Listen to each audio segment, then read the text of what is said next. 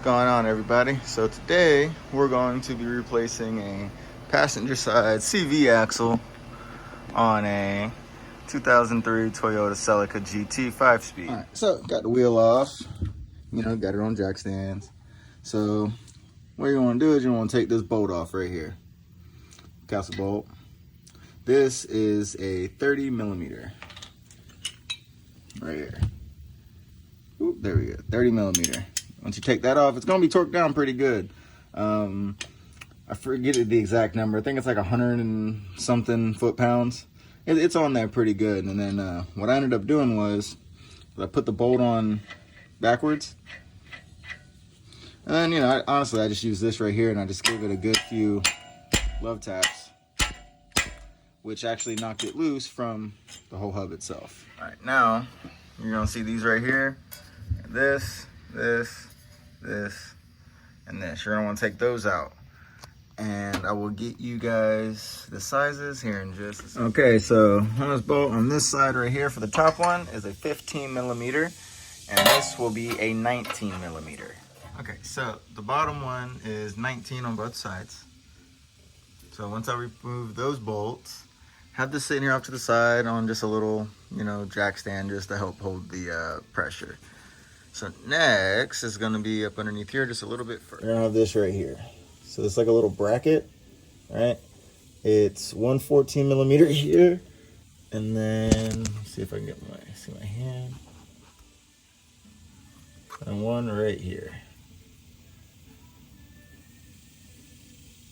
So right here, yep. And that's the other one. That's the two 14 millimeters. And those bad boys are on there pretty good, which holds the bracket. So now we're almost done with pulling this one. All right, so we have the new one here, and we also have the bearing mount. So I am going to say that I don't know what happened, but I guess I didn't get the video for whatever reason saved on how to actually get this off of the old one. But pretty much it's in there kind of like that. And what you're going to do is these little two tabs right here, those you are actually going to use like a screwdriver or something and pop it up to where one side comes up. Then you just kind of work it all the way around, and then poop, it's out. All right, next, so I just had some extra oil laying around, right? And a little cap, and what I did was I just put it on the bearing itself and a little bit around it, and I just slowly tap this in to where it's in place. Now we got to go ahead and put this little lock piece in, and we can start the install. So I'm not going to be able to get this part on camera, but I am going to get you the gist. As of right now, this is that one tip. Let me get it to focus. Here, inside of here is the other tip. I have that set, so what you're going to do is just going to slowly go around pushing it all the way in until it's all seated. All right, so we got it back in. The clips in, everything's together, and we have our two 14 millimeter bolts. That's going to attach this to the actual chassis. All right, so we're back underneath here. That is where the CV axle is going to plug back into the transmission.